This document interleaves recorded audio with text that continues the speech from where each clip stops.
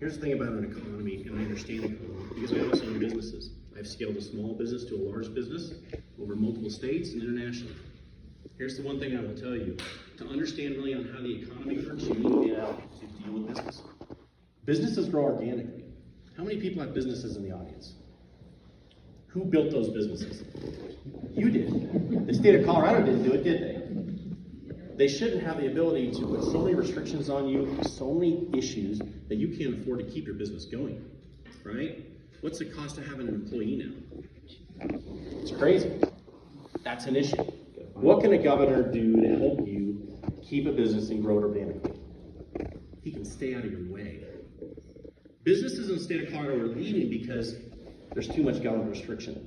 We're the leading state now in government restrictions, right? Fees. How many of you pay fees for your business every day, right? How many go to the dump when you're dumping the trash and you get the trash fees? My wife calls it rule of 50. Anybody ever heard that before? It means every time I go in to deal with another state or fee that's driven by the state of Colorado, I gotta drop another $50 bill. It just never ends. Here's the problem. We can deal with that, and the governor actually has the ability to get rid of some fees. I think that's a big thing. But here's the other side of it too that I think most people don't understand in the state of Colorado. Right now, everything is being legislated and ran through Denver. Your county commissioners don't have as much authority as they used to have over what happens within their own counties, right? They're taking it away. How do you put power back into the people and away from government? That's what has to be done. There's no other way to do it. You want to grow business? You want to scale an economy? You want to drive back $1.3 billion in debt? The only way to do that is allow businesses to do it. A governor can't walk in and drop some crazy new budget and go, guess what, I can fix it tomorrow. That's not the way it works. The way it works is that you have to roll back the fees, roll back the issues, roll back the licensing and all the other issues that occur with a business, and allow the businesses to grow. That way businesses come to Colorado. It's also a cost of goods. So how much do you pay for a cost of goods now? And then you have to raise your costs, which means people that are on a limited budget can't continue to buy. So that's called a COG. It's a cost of good and how that economy works. That's what drives economy. Well, if you can't drive the cost of goods down by reducing the costs on your fuel costs, because look, you drive into Colorado, what happens? You're going to pay $1 more a gallon, right?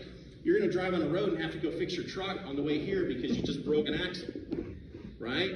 You're going to have to buy lumber that comes from Canada. It doesn't come from Colorado, and it doesn't come from the United States. Those have to be changed. We need to drive grants down to local economy so that they can build businesses, build more lumber plants.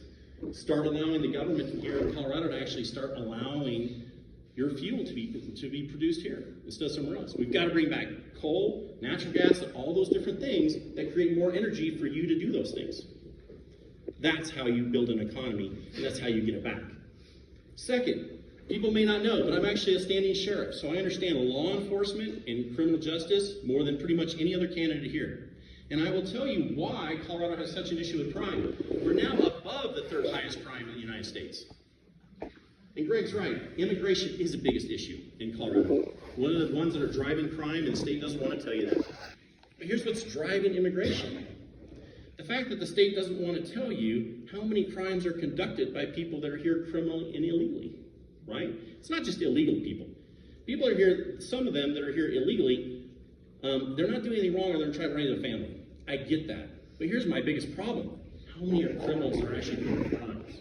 I can tell you it's a lot. So I'm the only sheriff of Colorado 8 years ago that stood up against the ACLU in the state of Colorado and said, I will support ICE, and I do have standing contracts, and I have a 287G program. It's the only one in the state of Colorado.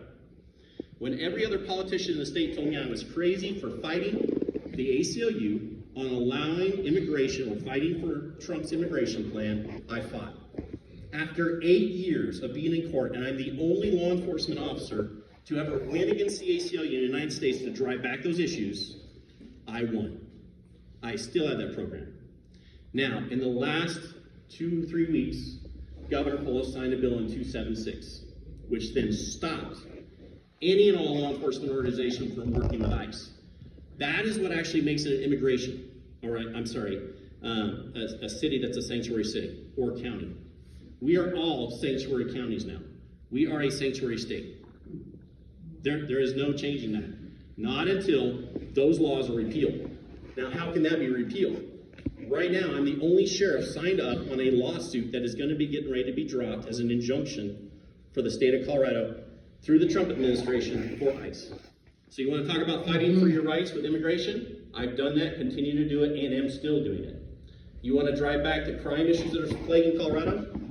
I would tell you that I can fix half of that in 6 months. I can drive it down from where we have one of the highest rates down to where we're about half that. And why is that?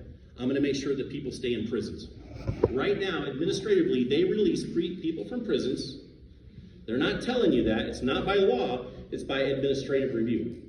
So they're releasing them back into your communities. That's why we're having so much crime. That's why it's not ending. The third thing, leadership. Leadership is not when you take and put on a uniform or when you start being a politician. Leadership starts at home. It's driven from home. I have 3 boys. One's in the 173rd Airborne in Italy. One is a police officer now, and the other works in the security industry and the tech industry.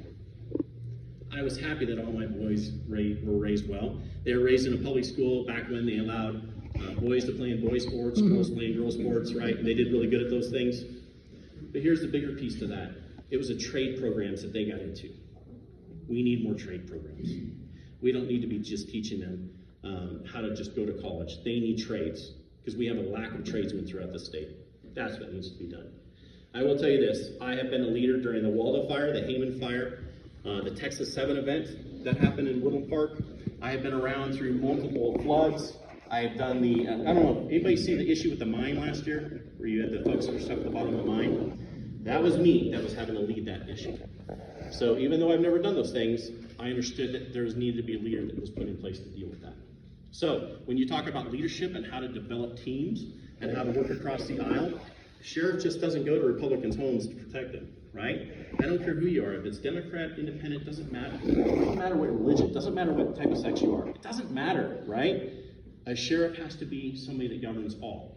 And here's the thing I'll tell you about a sheriff. You govern, just like a governor does. You produce policies, you produce different things, and you work those through. That's why I'm a good candidate, and that's why I will be a candidate that can win a general election. And that's why I want to be your next governor. So thank you very much.